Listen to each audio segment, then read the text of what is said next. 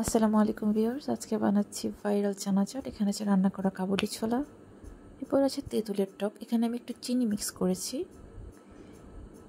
এরপর আছে আমাদের এখানে তৈরি করা টক দই, লবণ, চিনি এবং গোলমরিচের মিশ্রণ, যেটা আপনাকে রিফ্রেশিং একটা টেস্ট দিবে।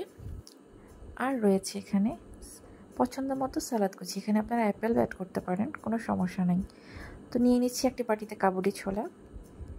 এরপর পছন্দ মতো নিয়ে নিব আমরা সালাদ এখানে আছে ধনিয়া পাতা, পেঁয়াজ, টমেটো, শসা।